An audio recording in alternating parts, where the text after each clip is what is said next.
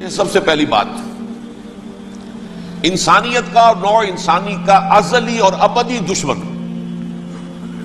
وہ ابلیس لعین ہے۔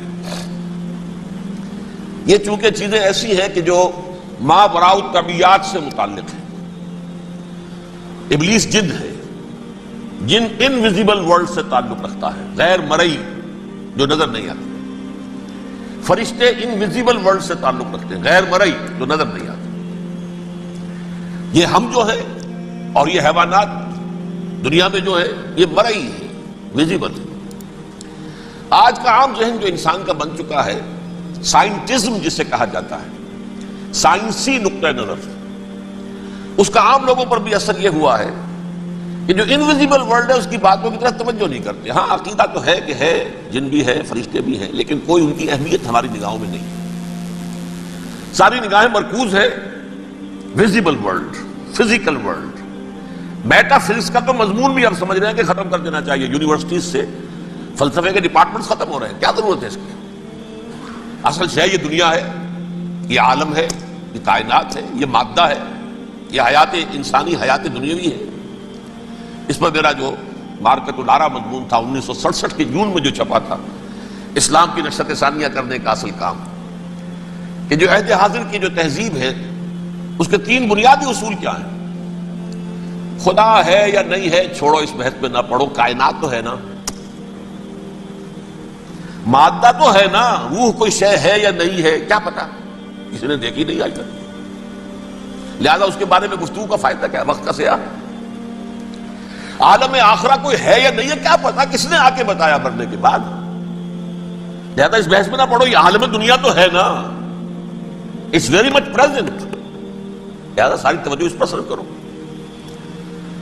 تو خدا کے مقابلے میں کائنات پر توجہ، روح کے مقابلے میں مادے اور جسم پر توجہ، حیات اخروی کے مقابلے میں حیات دنیاوی پر توجہ۔ یہ ہے اصل میں کرکس آف دی میٹر، اس تہذیب جدید کا خلاصہ یہ۔ دیکھیے اللہ تعالیٰ نے جو مخلوقات پیدا کی ہیں ان میں ایک تقسیم تو ہو سکتی ہے ذی حیات اور بغیر حیات، جاندار چیزیں اور بے جان چیزیں۔ بے جان چیزیں بے شمار، یہ تمام فلکیات، یہ پوری کائنات، یہ زمین، یہ پہاڑ، یہ شجر و حجر، کیا؟ لیکن ایک ہے جاندار۔ ان جانداروں میں ایک تقسیم ہے، 2 کا تعلق غیر مرئی دنیا سے ہے، انویزیبل ورلڈ سے۔ فرشتے جو دکھائی نہیں دیتے، ان کی پیدائش ہوئی ہے نور سے۔ دوسرے جنات جو انسانوں سے پہلے پیدا کیے گئے، آدم سے پہلے، وَالْجَانَّ خَلَقْنَاهُ مِن قَبْلُ مِن نَارِ السَّمُومِ، جنات کو تو ہم بہت پہلے پیدا کر چکے تھے آگ کی نور سے، وہ بھی نظر نہیں آتے۔ تیسرے انسان اور اس دنیا میں جتنے بھی حیوانات ہیں، ان کا جو مادہ ہے وہ ارض، یہ زمین ہے، یہ مٹی سے بنے، تراب سے بنے، کرسٹ آف دی ارتھ سے بنے۔ اب ان میں ایک تقسیم ہے، ایک وہ ہے، ان تمام میں شعور تو ہے، حیوانات میں بھی شعور ہے، خود شعوری جسے کہتے ہیں سیلف کانشسنس، یہ صرف 3 میں ہے، فرشتہ، جن اور انسان۔ حیوانات میں خود شعوری نہیں ہے، کانشسنس ہے، سیلف کانشسنس نہیں ہے۔ تھوڑی سی بات سے سمجھا دوں آپ کو، میں دیکھ رہا ہوں، آپ مجھے دیکھ رہے ہیں، کتا بھی کوئی یہاں ہوتا تو مجھے دیکھ رہا ہوتا، لیکن کتے کو مجھے دیکھتے ہوئے یہ احساس نہیں ہوتا کہ میں دیکھ رہا ہوں، یعنی کتے کو یہ احساس نہیں ہوتا کہ وہ دیکھ رہا ہے، مجھے دیکھ تو رہا ہے، اس کو میں کا احساس نہیں ہے کچھ۔ میں جب دیکھ رہا ہوں تو میں سمجھتا ہوں میں دیکھ رہا ہوں، میں ہوں کوئی شے جو دیکھ رہا ہوں، یہ خود شعوری ہے، سیلف کانشسنس۔ کسی بھی کام کو کرتے ہوئے اپنے وجود کا احساس، میرا فیصلہ ہے، میری رائے ہے، یہ ہے در حقیقت سیلف کانشسنس، انا، سیلف، خودی۔ یہ حیوانات میں نہیں ہے، یہ ہے صرف ملائکہ، جنات اور انسان۔ اب یہاں مسئلہ پڑ گیا، بڑا پرپیچ مسئلہ۔ اللہ تعالیٰ نے پہلے انسانی ارواح کو پیدا کیا نور سے، پھر ناک سے پیدا کیا، نار سے، آگ سے جنات کو، پھر مٹی سے بنایا، آدم کا حیولہ، اس میں روح پھونک دی، اب آدم بن گئے۔ اعلان یہ کر دیا کہ خلافت عرضی جو ہے وہ آدم کو عطا کی جا رہی ہے. یہ پیش پڑ گیا. اس پر تھوڑا سا اشکال تو فرشتوں کو بھی ہوا. قرآن میں ہے سورہ بقرہ کے 4 رکوع میں اتجعل فیہا من یفسد فیہا ویسفک الدماء ونحن نسبح بحمدک ونقدس لک. پروردگار اس آدم کو تو خلافت دے رہا ہے، زمین کے اندر اختیار دے دے گا، یہ تو فساد کرے گا، خوریزی کرے گا، ہم تیری تسبیح و تحمید میں لگے ہوئے ہیں، جو بھی حکم ہو ارشاد ہو ہم بجا لاتے ہیں، تو ضرورت کیا ہے؟ اس کا جواب اللہ نے دیا انی اعلم ما لا تعلمون. میری مشیت، میری حکمت وہ میں ہی جانتا ہوں، ضروری نہیں کہ تم اس کو شیئر کر سکتے. لیکن یہ جنات میں سے ایک جن تھا عزازیل. اب دیکھیے کہ جنات کو ایک قرب حاصل ہے ملائکہ کے ساتھ. کیوں؟ وہ نور سے پیدا کیے گئے، یہ نار سے پیدا کیے، کتنا قرب ہے دونوں میں. انسان پیدا کیا گیا مٹی سے، مٹی انرٹ ہے، آگ بھڑکتی ہے، اوپر اٹھتی ہے، شعلہ زنگ ہوتی ہے، انرجی ہے اس میں. نور اور نار میں بڑا قرب ہے. اور عربی کے ایک قاعدے سے تو یہ ایک ہی لفظ ہے، مادہ ایک ہی ہے، حروف علت جو ہے ایک دوسرے کی جگہ آ جاتی. یہ قرب ہے، اگرچہ زمین و آسمان کا فرق ہے دونوں. فرشتہ نور سے پیدا کیا گیا ہے، وہ پاک ہے، وہ اللہ کے کسی حکم کی خلاف ورزی کر ہی نہیں سکتا. لا یعصون اللہ ما امرہم ویفعلون ما یؤمرون. وہ جو بھی اللہ تعالیٰ حکم دیتا ہے اس کی کوئی معصیت نافرمانی نہیں کرتے، بلکہ جو حکم لیا جاتا مان لیتے. ذرا سا اشکال ہوا تھا، پوچھ لیا، جواب مل گیا، خاموش ہو گئے بس. لیکن عزازیل نامی ایک جن تھا جو ایک تو جن ہونے کی نسبت سے فرشتوں سے کچھ نہ کچھ مماثلت تھی، قرب تھا. دوسرے یہ علم میں، زہد میں، عبادت میں اتنا اونچا تھا، اتنا اونچا تھا، اتنا اونچا تھا کہ یہ ملائکہ ہی کے صف میں شامل ہو گئے. اس نے علم بغاوت بلند کر دیا. جب حکم دیا گیا کہ سجدہ کرو آدم کو، اب یہ دیکھیے کس قدر یہ اہم مضمون ہے. اور آپ سوچ رہے ہیں یہ باتیں آج پہلی مرتبہ ہمیں اس طرح سنائی جا رہی ہیں. یہ باتیں تو علم میں آتی نہیں ہمارے. وجہ کیا ہے؟ آپ کو دلچسپی نہیں ان چیزوں سے. جدید تہذیب نے ان چیزوں کی اہمیت کو زیرو کر دیا. قرآن میں اہمیت کا کیا عالم ہے؟ 7 جگہ یہ مضمون قرآن میں آیا ہے کہ فرشتوں کو ہم نے حکم دیا سجدہ کرو آدم کو، سب نے سجدہ کیا. فسجد الملائکۃ کلھم اجمعون، سارے کے سارے، کل کے کل، سب نے مل کر سجدہ کیا آدم کو. اللہ کے حکم سے فوراً تعمیل کر دی. الا ابلیس ابا واستکبر وکان من الکافرین. ابلیس نے نہیں کیا، انکار کیا، استکبار کیا، گھمنڈ کیا. اور اس کو سورہ کہف میں بیان کر دیا گیا. یہ اس لیے کہ وہ اصل میں جنات میں سے تھا، اگرچہ شامل تو تھا فرشتوں میں اس وقت. کان من الجن ففسق عن امر ربہ، وہ اصل میں جنات میں سے تھا، اس وجہ سے وہ اپنے رب کے اس فیصلے کے خلاف کھڑا ہو گیا. سرکشی تھی اس میں. یہ معاملہ اتنا اہم ہے، اب آپ سمجھیے کہ 7 مرتبہ سورہ بقرہ، سورہ اعراف، سورہ حجر، سورہ بنی اسرائیل، سورہ کہف، سورہ طٰہٰ، سورہ صاد، 6 مکی صورتوں میں ذکر ہے یہ، اور ایک مدنی صورت سورہ بقرہ. ان میں سے اکثر مقامات پر پھر جب اللہ نے کہا کہ اچھا تم نے یہ سرکشی کی ہے اور ہمارے حکم کی خلاف ورزی کی ہے تو یہاں سے نکل جاؤ، دفع ہو جاؤ، تم مردود ہو، مردود، ملعون. ان علیک لعنتی الی یوم الدین، اب تجھ پر لعنت رہے گی میری قیامت کے دن تک. اس نے کہا اچھا پروردگار پھر مجھے ذرا مہلت دے دے. رب فانظرنی الی یوم یبعثون، قیامت تک میری زندگی طویل کر دے. فذهب فإنك من المنظرین، کہہ دیا اچھا جاؤ، تمہاری یہ درخواست بھی ہم نے قبول کی. انہوں نے کہا پروردگار اب میں اس آدم کو بھی گمراہ کر کے چھوڑوں گا اور آدم کی نسل کو تباہ کر کے چھوڑوں گا. انتہائی شدید چیلنج کے انداز میں یہ قرآن مجید میں 4-5 مرتبہ مضمون آیا ہے. میں نے صرف 2 جگہ سے آپ کو اس وقت کوٹ کر کے سنایا تھا. سورہ اعراف میں اللہ تعالیٰ فرماتے ہیں قالا، اس پر ابلیس نے کہا فبما اغویتنی، تو اے رب جو تو نے مجھے گمراہ کیا ہے، مجھے دلیل کر دیا، مجھ پر فوقیت دے دی اس کو. انا خیر منہ، میں اس سے بہتر ہوں. خلقتنی من نار وخلقتہ من طین، بنایا تو نے مجھے آگ سے اور اس کو بنایا مٹی سے. پھر مجھ سے مطالبہ کہ میں سجدہ کروں، اور میں نے سجدہ نہیں کیا تو تو نے مجھے ملعون قرار دے دیا. قال فبما اغویتنی لاقعدن لهم صراطک المستقیم، اب میں یہ نسل آدم کے لیے اس کو برباد کرنے کے لیے تیری سیدھی راہ کے اوپر گھات میں بیٹھوں گا، سیدھے راستے پر چلنے نہیں دوں گا۔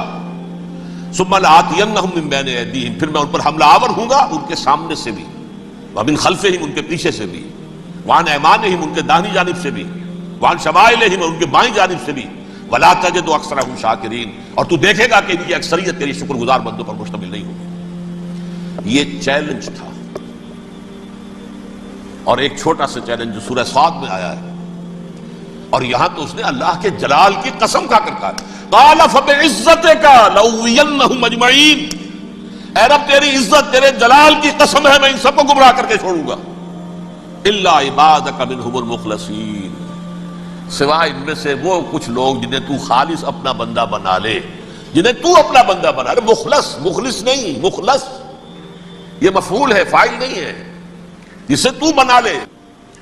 بعض لوگوں کو اللہ چن لیتا ہے، ہو اجتباکم، تمہیں چن لیا ہے، استفاء اجتباء، وہ بچیں گے جن کو تو اپنی خاص امان میں لے لے گا، باقی میں سب کو گمراہ کر کے چھوڑوں۔ یہ ہے اصل دنیا میں نوع انسانی کا ابدی دشمن، ازلی سے ابدی تک۔ اور اس میں نوٹ کیجئے کہ اس کی اصل بنیاد کیا ہوئی؟ دو لفظ، تکبر اور حسد۔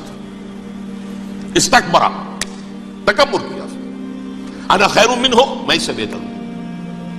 یہ ساری بس کی گانٹھ یہی ہے، سب سے بڑی گمراہی کی وجہ یہی ہے۔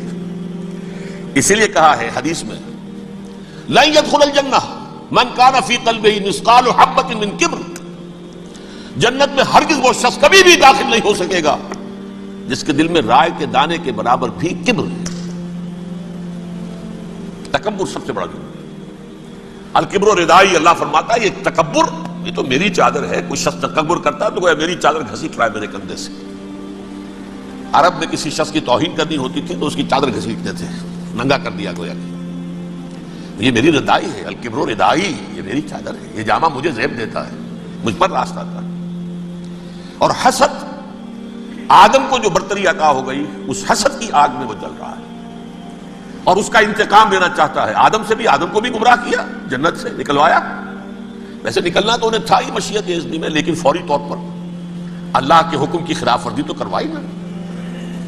فعصى آدم ربہ فغوى، آدم نے اپنے رب کے حکم کی نافرمانی کی اور گمراہ ہوا عارضی طور پر۔ یہ دوسری بات ہے، توبہ کر لی، اللہ نے توبہ قبول فرما لی، معاف کر دیا۔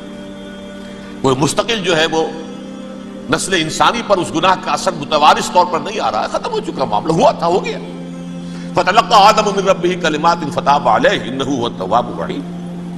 اور توبہ کی شان یہ ہے جب وہ قبول ہو جائے اللہ کی جناب میں، کیا تائب من الذنب کمن لا ذنب لہ، گناہ سے توبہ کرنے والا ایسے ہوتا ہے جیسے اس نے کبھی گناہ کیا ہی نہیں تھا۔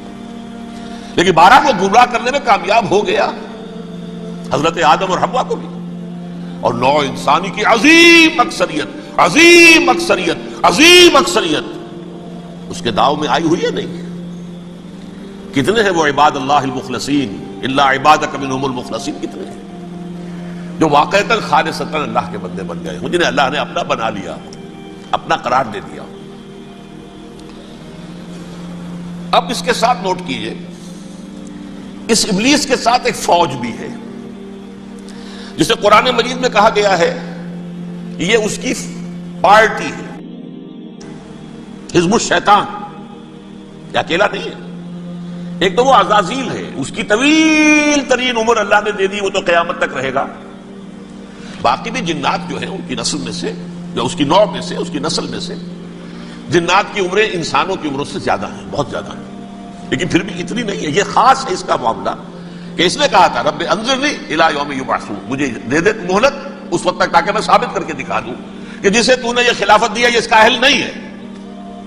Let me prove this point, ولا تجد اکثرہم شاکرین، تو ان کی اکثریت کو شکر گزار نہیں پائے گا۔ وہ ابلیس جو ہے وہ ریکروٹ کرتا ہے اپنے فوجی، اول تو خود جنات میں سے جو اس کے نمبر 1 لشکری ہے۔ قرآن مجید میں اس کا اشارہ دیا گیا ہے، انہو یراکم ہوا وقبیلہ من حیث لا ترونہم۔ دیکھو لوگو، اے انسانوں، وہ ابلیس لعین عزازیل اور جو اس کے قبیلے کے لوگ ہیں، جنات ہیں، وہ تمہیں وہاں سے دیکھتے ہیں اور تاکتے ہیں اور حملہ کرتے ہیں جہاں سے تم انہیں نہیں دیکھتے. وہ غیر مرئی ہیں، انویزیبل ہے، تمہیں نظر نہیں آتے. ویزیبل دشمن کا وار تو روک لو گے، انویزیبل کا کیسے روکو گے؟ انہو یراکم ہوا وقبیلہ، اکیلا ہی نہیں ہے وہ تو تمہیں تاکتا ہے، تم پر حملہ کرتا ہے، گھات میں لگ کر جو ہے تمہارے اوپر حملہ کرتا ہے، وہ بھی اور اس کے ساتھ اس کے قبیلے کے لوگ، جنات بھی، من حیث لا ترونہم، جہاں سے کہ تم انہیں نہیں دیکھتے. لیکن اس کے علاوہ وہ انسانوں میں سے بھی ریکریوٹ، رنگ روٹ، وہ بٹوا کر وہ جو ہے ان کو اپنے پاس رکھتا ہے فوج کے اندر. جس کی سب سے بڑی مثال کیا ہے؟ سورہ مجادلہ میں اللہ تعالیٰ نے منافق، حالانکہ وہ کون تھے؟ بظاہر حضور کا کلمہ پڑھنے والے، حضور کے پیچھے نماز پڑھنے والے، اسلام کا دعویٰ کرنے والے، ان کو اللہ فرماتا ہے اولئک حزب الشیطان الا ان حزب الشیطان هم الخاسرون، یہ شیطان کی پارٹی کے لوگ ہیں. وہاں مقابلے میں آیا ہے اولئک حزب اللہ الا ان حزب اللہ هم المفلحون. یہ دو پارٹیاں ہیں، حزب اللہ اللہ کی پارٹی جو اس کے مخلص بندے ہیں، وہ اللہ کی پارٹی، اور جو شیطان کے مرید بن گئے اس کے ہاتھ پر بیعت کر لی، لہذا وہ اس شیطان کی پارٹی کے لوگ ہیں، چاہے وہ انسان ہو چاہے جن ہو. تو انسانوں میں سے بھی اس کے حزب میں، اس کی پارٹی میں اس کے ایجنٹ ہیں اور بہت ہیں، بلکہ بہت سے تو ایسے ہیں کہ جو جنات کے بھی کان کتر دیں، ان کو بھی شیطنت سکھا دیں، پڑھا دیں.